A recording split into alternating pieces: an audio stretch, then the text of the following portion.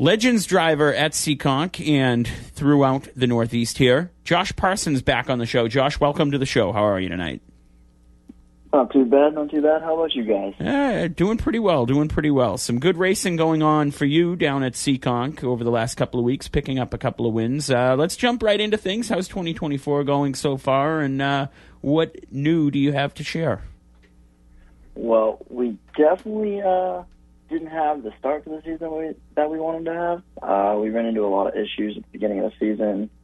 Couldn't get my car to go, couldn't figure out what was going on, found all types of issues. We swapped to the MT motor this year instead of the SV. Just working out kinks with the motor. A couple weeks ago we started to figure it out and realized, I think we got something to work with. And over the past couple of weeks, we been finding our speed, keeping our speed up, and honestly, can't thank my team enough, keeping me up to speed, and doesn't go unnoticed all the late nights that we have, and it takes a village to, even on these little cars, it does take quite a crew to keep them going. Josh, let's talk about last Friday night, because that race was a marathon. And, tell us about that race, just because I watched the whole thing and I thought it was going to be tomorrow morning when it finished. Definitely.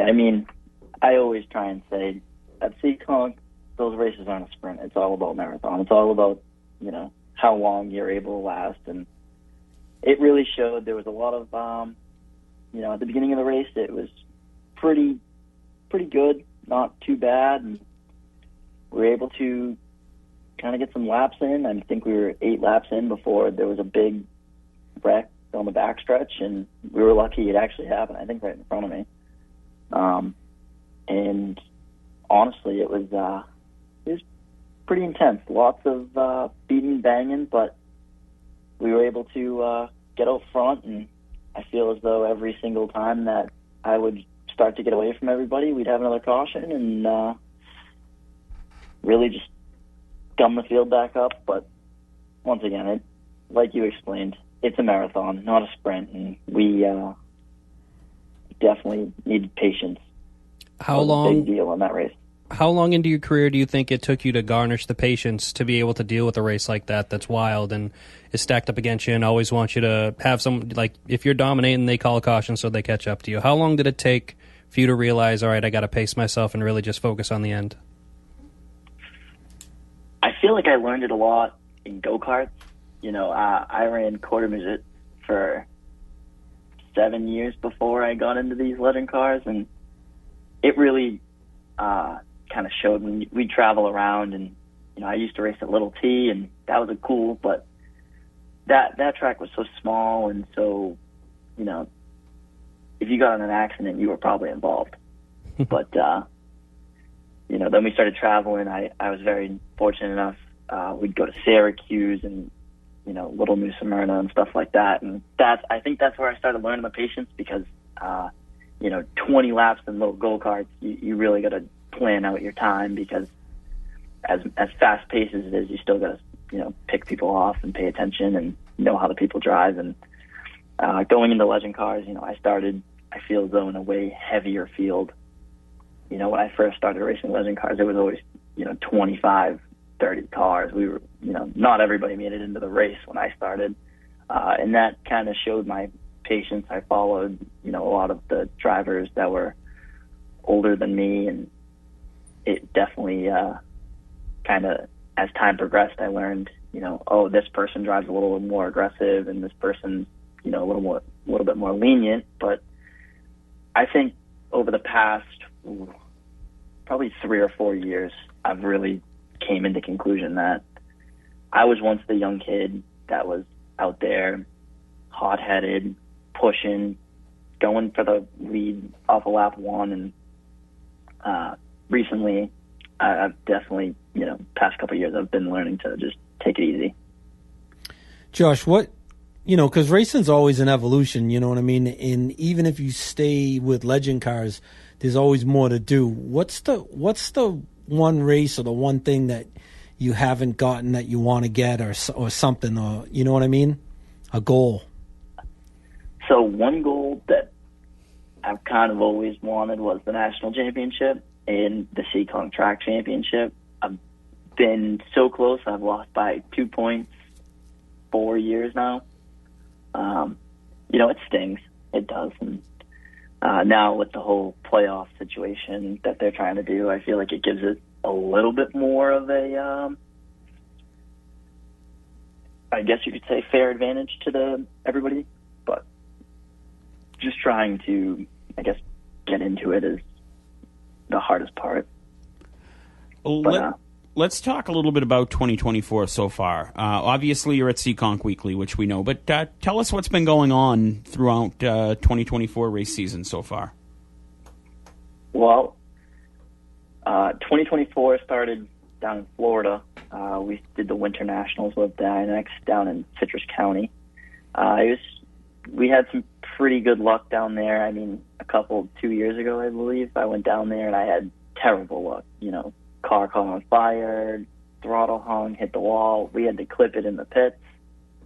That night, those late nights really set it up. But, we went down there again this year and said, this is our year to come back. And I think we did pretty good. We ended up pulling the fastest time out of all the semi-pros there. And on the last day, started pulling the feature and ended up just getting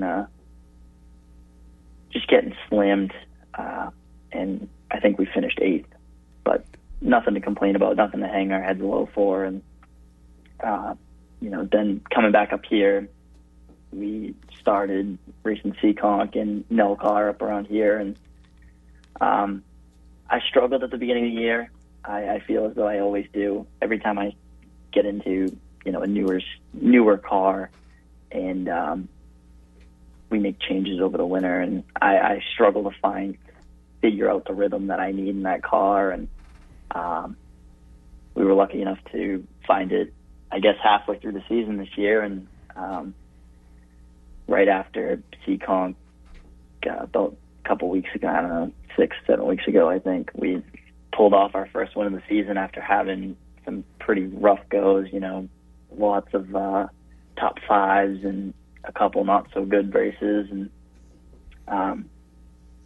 then with Nelcar traveling around, going to, Hudson, Star, all these other tracks, we started figuring out that both my cars are going to be front runner contenders this year, and we were able to get a couple wins at some other tracks, and we started picking up more at Seekonk and really found the rhythm. And I mean, I hope we can keep the same momentum going come this Friday and more Fridays to come next week.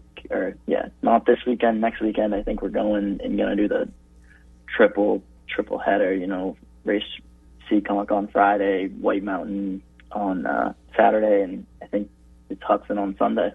How many miles is that trip roundabout? I just look at it more miles, Yeah. Miles don't really matter. Which track has challenged you the most this year? You said you've been to a lot of places. Which one gave you the most trouble? I'm going to have to straight up say Seekonk. I've done a lot of laps there, and I feel as though this year that I couldn't figure it out. Saved my life.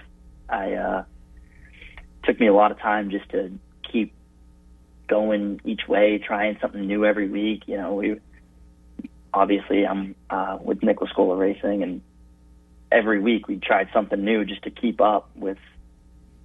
I felt like we were losing speed every week, and there was some late nights in the shops, late nights trying to figure some stuff out, and I really just can't thank him enough. Josh, your dad looked awful relieved Friday night though when you were able to pull that one off, because like I saw him at the end and he was like, wow, what a long night, and he looked really happy. How does that boost the whole team? I mean, obviously winning's great, but I mean, sound like he needed it too.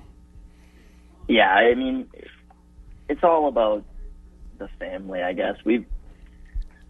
For me, my dad, and my mom too, when we don't have good weeks, I tend to get aggravated, and the last thing I want to do is come home and, look at the car and be like, what could I have done differently to get up there and me and Dad spent a lot of time going through that car, double checking. Same with Nick. Nick had gone through and we had done everything in our power just to try and get that car perfect. And I guess what you saw was him realizing that those late nights, us, staying up way too late, looking at the car, checking to see what we did, and that was him, kind of relieved that it paid off.